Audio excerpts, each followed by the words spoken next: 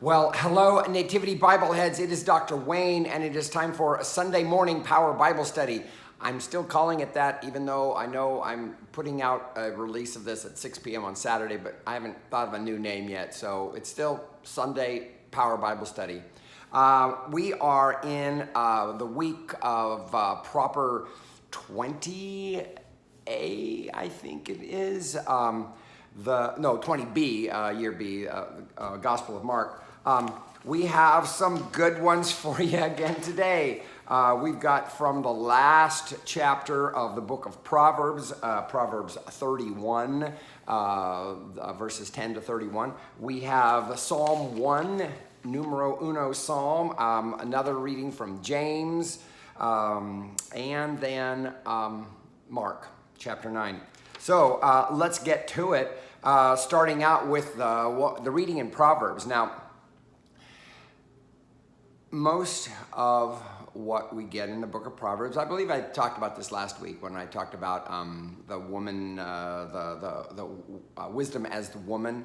Well, in our book of Proverbs, as we have it canonically, the last chapter is, well, you've got to look at actually the first verse of it. We only are doing verses 10 to 31, but it really would behoove us to take into consideration the first verse of chapter 31, because it kind of tells us the context of why we're getting what we're getting. Yeah. The words of King Lemuel, an oracle that his mother taught him. Okay. So this is one of the rare voices, female voices, if you will, that we actually hear in Scripture. This one is definitely coming from the mouth of, in fact, it's even being said so much. And look at, if we look at I'm going to read the first 9 verses because they're kind of good. No, my son.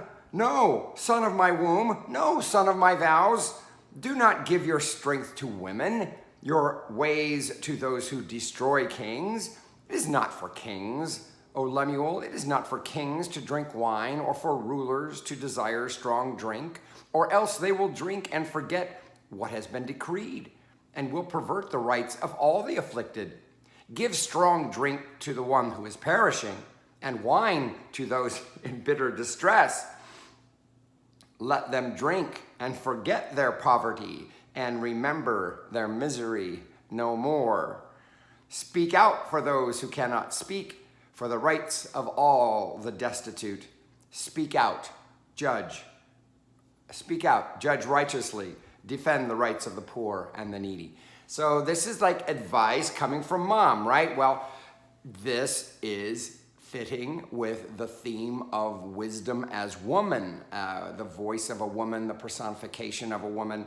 And it is this woman's voice that is still speaking when we turn to the passage that that's in our reading for this week. So it's actually the verses 10 through 31, which is the last 22 verses of the book of Proverbs. Okay, now one thing we want to remember that we got here is an acrostic. What is an acrostic? Well, an acrostic is a poem that uses each letter in the alphabet in succession to begin each of its sentences.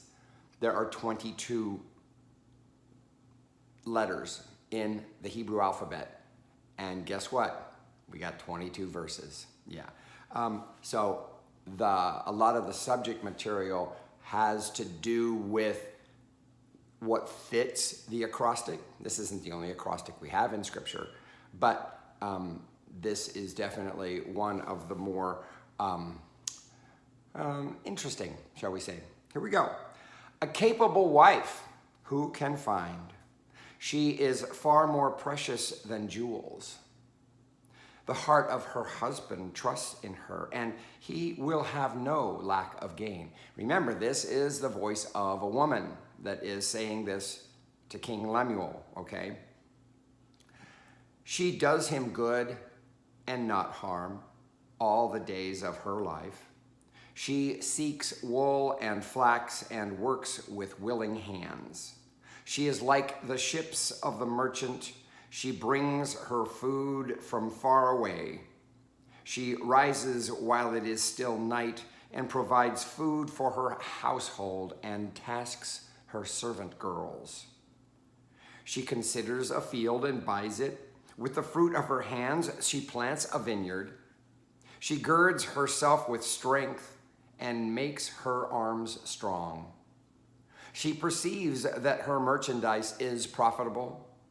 Her lamp does not go out at night. Okay, I'm going to stop there and do some explication before we move on. So that's the first 9 verses, 10 through 18. So obviously, the kind of woman that King Lemuel's mother is putting forth is this very productive woman. I mean, she is not just she's not this, okay. When I was taking my Old Testament survey courses in seminary, I had a professor who said he once heard a sermon from a preacher who used this text to describe, to talk about what a woman's place is, okay? And it wasn't one of those, wasn't exactly what you might call a woke kind of a sermon. It definitely dealt with stereotypical roles for women and such. This description, this idealized description that we get here in Proverbs 31, it ain't that. It's not the stereotypical woman's thing. It is. This is a very industrious person. This is not anything that of a male-dominated kind of a woman. That's what the preacher was talking about. That my teachers said that it's like this. This passage doesn't say anything like that. It's very unstereotypical, and the woman is not in that role. Well, this is a very productive woman, somebody who knows what she's doing, okay? And she's never, she has a very strong work ethic, if you will, right? Obviously. Notice that she's even buying land, which don't really see women doing that a lot. The fact that it mentions that she provides food for her household and tasks for her servant girls, this is a little bit of a wealthy woman kind of a thing, okay, that King Lemuel's mother is teaching him. This is a wealthy woman. This is a woman the woman of a king, the wife of a king, because he is a king, right? Yes, there you go. So the last thing there where it says, mentions about her lamp not going out at night. Remember the parable Jesus told of the maidens, the virgins, and the lamps, and some of them didn't bring enough oil, and one did, or something like that. And this is an expression that you use to describe somebody who really does think ahead and make a plan and follow through with it. So her lamp does not go out at night. That's why she thinks ahead. Verse 19, she puts her hands to the distaff and her hands hold the spindle. When you're weaving, when you're making textiles, cloth, you have the spindle, which is doing the spinning, and there's another thing that holds the unspun fiber. Kind of looks like cotton candy, like a cotton candy holder, okay, if you will. That's what a distaff is, okay? So she's making her own textiles, her own, this is what people did back then. okay? She opens her hand to the poor and reaches out her hands to the needy. So not only does she know how to make stuff and buy stuff and do stuff, she's also got a heart of gold. She is not afraid for her household when it snows, for all her household are clothed in crimson. If you're clothed in crimson, you're not doing too badly in this day and age, okay? Snow, really, in the desert. Interesting. Okay. So we don't know exactly what metaphorical snow, I don't know. Verse 22. She makes herself coverings. Her clothing is fine linen and purple. Again, fine linen and purple. This is an upper class type of a thing, okay? I know, yes, but she's talking to her husband, her son, who is a king. So of course, it's going to reflect values of that segment of society, okay? Her husband is known in the city gates, taking his seat among the elders of the land. This is what kings did. She makes linen garments and sells them. She supplies the merchant with sashes. So she is long sought out. Everybody knows she's the go-to person. It's like you can get your stuff from her. Strength and dignity are her clothing.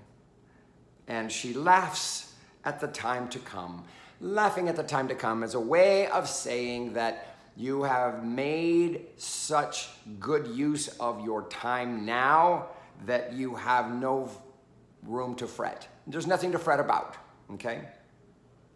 She opens her mouth with wisdom, and the teaching of kindness is on her tongue. She can even teach stuff. She's not only industrious and she's got the heart of gold, but she's smart. Love it. She looks well to the ways of her household and does not eat the bread of idleness. She ain't got no time. Her children rise up and call her happy, her husband too, and he praises her. Yes, this is an idealized portrait, okay? A very idealistic picture. It fits in with the theme of the woman, the wisdom being personified as a woman. Now, think about it. This is such an idealized picture of a woman here that it's like, oh, maybe that's what is being described is the personage of the wisdom female in the like we had in the first 9 chapters of Proverbs. Many women have done excellently, but you surpass them all. This is she's quoting what her husband says of her. Charm is deceitful, and beauty is vain, but a woman who fears the Lord is to be praised. Good advice, right? Give her a share in the fruit of her hands, and let her works praise her in the city gates. So this idealized portrait of a woman is another way of making wisdom attractive to the male. The idea that if a man is hooked up with wisdom, that how can he fail? Okay, and that's one of the major emphases that we have in the book of Proverbs, is that if we make wisdom a part of our life, who we are, wear it like a garment, okay, well, how about if we marry it? How about if wisdom were our consort in life? This is all about the idealization of how much better everything can be if guys would only make the right choices, right? Okay, all right, yeah. So, we're moving on. Psalm 1. Psalm 1 is a psalm that I believe is intentionally put as the first psalm because it is paradigmatic of the rest of the Psalms. It's a wisdom psalm. Look at this. Psalm 1. It only has 6 verses. I'm going to be reading it from the Book of Common Prayer version. Happy are they who have not walked in the counsel of the wicked, nor lingered in the way of sinners, nor sat in the seats of the scornful. Their delight is in the law of the Lord, and they meditate on his law day and night. Okay, so you could almost, if you didn't know you're reading the Psalms, you'd think, oh, this sounds like something from Proverbs. There's this wisdom thing that we're doing. Even in our James thing is still dealing with wisdom. But notice the idealized picture it paints of the fact that it tells you where you don't go, okay? It tells you, happy are they who have not walked, not lingered, not sat, okay? All of that. A lot of this comes out of experience, okay?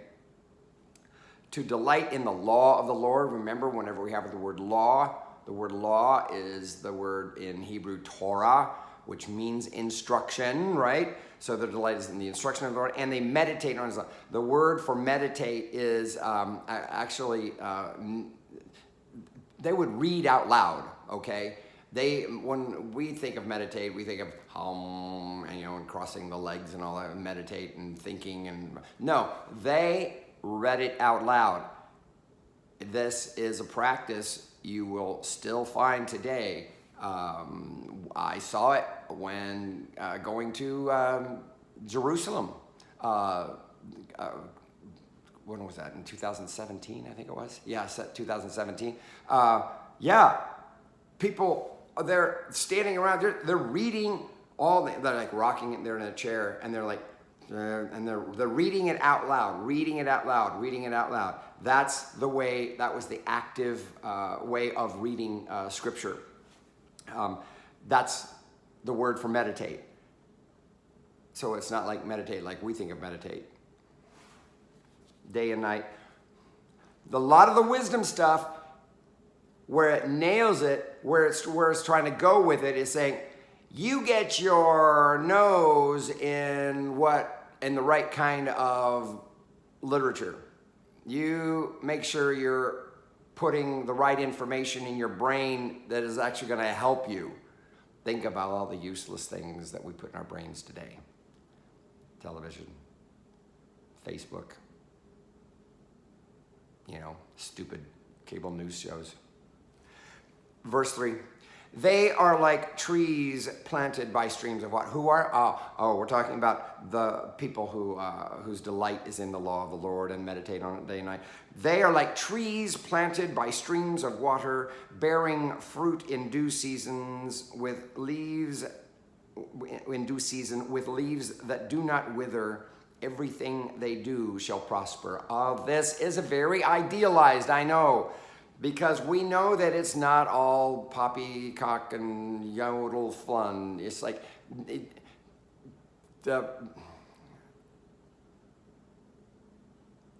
you don't have to.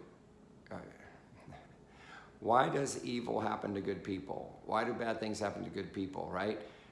This psalm, this wisdom psalm, seems to be saying, hey, this is your key to not having to ever deal with bad things happening to good people. But yet, we know life is different than that. But this gives us a goal. This gives us a target. This gives us an anchoring, an orientation, an intention. And without that intention, there's no way we're going to accidentally get there. We've got to have the right intention. And that's going to be something we're going to hear in James here in a bit. They're like bearing fruit. So the trees planted by streams of water. Verse 4, it is not so with the wicked. They are like chaff, which the wind blows away. Do you get the contrast? Talking about being like the trees planted by streams of water versus chaff with the wind blowing away, that'll like not making any progress, as opposed to ascending. That picture of being a tree versus being something that's wafting in the wind. Nice poetic imagery, yes. They are like the chaff which the wind blows away. Therefore, the wicked shall not stand upright when judgment comes, nor the sinner in the counsel of the righteous. So here's that thing about standing upright. The wicked, they haven't done what they need to do. They haven't put that's right. They haven't exposed themselves to the kind of teaching that's going to make a difference for them. Therefore, the wicked shall not stand upright when judgment comes, nor the sinner in the counsel of the righteous. For the Lord knows the way of the righteous, but the way of the wicked is doomed. Yes, this comes across as advice, as wisdom, and we know it's a little Pollyanna-ish, right? Because we do know that bad things do happen to good people, but yet this teaches us how to orient ourselves so that we put ourselves in the right position so we can prosper and recognize it. All right, got to move on. 21 minutes in, I got to get to James and Mark. James chapter 3, verses 13 to chapter 4, verse 3, and then verses 7 and 8a. This is our passage. I'm going to be reading it without the missing verses because we just don't have time to deal with all of it. Who is wise and understanding among you? So here again, remember, see, more of this wisdom stuff. Remember what James is. James isn't an occasional letter like a lot of what we have in Scripture from that we call epistles. This is a writing of, I call it a writing of early Christian wisdom, okay? A lot of good advice, a lot of good, just downright good common sense. Who is wise and understanding among you? Show by your good life that your works are done with gentleness born of wisdom. So it's kind of like, the question is like, you could rephrase it to say like, if you are going to be wise and understanding, show by your good life that your works are done with gentleness born of wisdom. Tell you what, this is a good thing to look for in who we like to elect to elected office. Look for, show by your good life that your works are done with gentleness born of wisdom. Not a bad litmus test, do you think, for politicians? But if you have bitter envy and selfish ambition in your hearts, do not be boastful and false to the truth. Boing. Such wisdom does not come down from above, but is earthly, unspiritual, devilish. Yeah. For where there is envy and selfish ambition, there will also be disorder and wickedness of every kind. But the wisdom from above is first pure, then peaceable, gentle, willing to yield, full of mercy and good fruits, without a trace of partiality or hypocrisy. And again, isn't this just wonderful? I don't know why I'm thinking in terms of like, look for this in people we vote for, but I don't know if that's where I'm at on that. And a harvest of righteousness is sown in peace for those who make peace. Those conflicts and disputes among you, where do they come from? Do they not come from your cravings that are at war within you? You want something and do not have it, so you commit murder. And you covet something and cannot obtain it, so you engage in disputes and conflicts. You do not have because you do not ask. And you ask and do not receive because you ask wrongly in order to spend what you get on your pleasures. He's saying basically that your motivations are off. This is just basically good. I can't really add a whole lot. I'm not going to add a whole lot to this. It's just, it's a good place to check yourself. A good place to check yourself and what we expect in others, especially those we put in office. Submit yourselves, therefore, to God. Resist the devil, and he will flee from you. Draw near to God, and he will draw near to you. So the writer here is giving us a way of orienting ourselves, a way of how do we position ourselves, just like the psalmist was doing in his wisdom psalm, and in the teaching about the perfect woman from King Lemuel's mother, putting yourself in the right position, making sure that you are creating a context for your success. You've got to create a context for you to thrive in. You can't just let it be haphazard. You got to put some intentionality behind it in order for you to experience success, to thrive, if you will. Okay? Mark. We are in Mark chapter 9, verses 30 to 37. Jesus and his disciples passed through Galilee.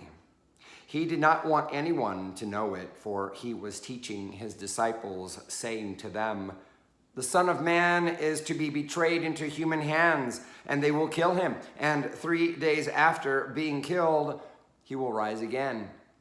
But they did not understand what he was saying and were afraid to ask him. This is great. They didn't understand what he's saying, and they were afraid to ask. I think one of the reasons why they were afraid to ask is because they were afraid that he actually meant what he was saying, and they believed his words. They didn't think he was crazy. They actually believed what he said, and they were afraid because they didn't think he was crazy. They didn't want to follow a crazy person, so they were afraid to ask because they were afraid that he was actually telling the truth, and their minds just couldn't wrap around how his life could go the way he's predicting, saying he would, that he's going to be killed, and 3 days after, then rise again. It's like they're like, you see, the only belief in resurrection back then, yes, the resurrection, there were some who did believe in resurrection, but resurrection was something that would happen at the last day. It wasn't an individual level. It wasn't something that would happen to any individuals. It was something like, there was a belief in a resurrection, like an end time resurrection, but for him to say that he was going to die and then 3 days later be raised, it's like the disciples just couldn't get their brains wrapped around it. But where were their brains? Let us continue. Then they came to Capernaum, and when he was in the house, he asked them, "What were you arguing about on the way?" But they were silent, for on the way they had argued with one another who was the greatest. He sat down, called the 12, and said to them, okay, so now we find out why they didn't understand and why they were afraid to ask him, because they had already started making plans for themselves. They started thinking about what's in it for me. Following this Jesus, the kind of thing like, this could be good for us. We need to hitch our wagon to this guy, and this could turn out really well for us. So therefore, who will it turn out best for? And so they were all speculating, and this is what we were told that they were what they were arguing about, right? Well, so Jesus has to put in a corrective. He sat down, called the 12, and said to them, "Whoever wants to be first must be last of all and servant of all." If you think about it, he's describing himself, right? Whoever wants to be first must be last of all and servant of all, because Jesus knew that his work was to be servant of all.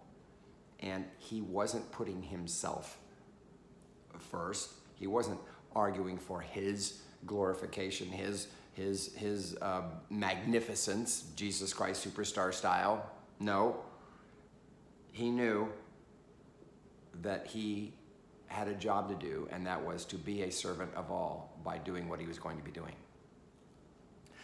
Then he took a little child and put it among them, and taking it in his arms, he said to them, "Whoever welcomes one such child in my name welcomes me, and whoever welcomes me welcomes not me, but the one who sent me."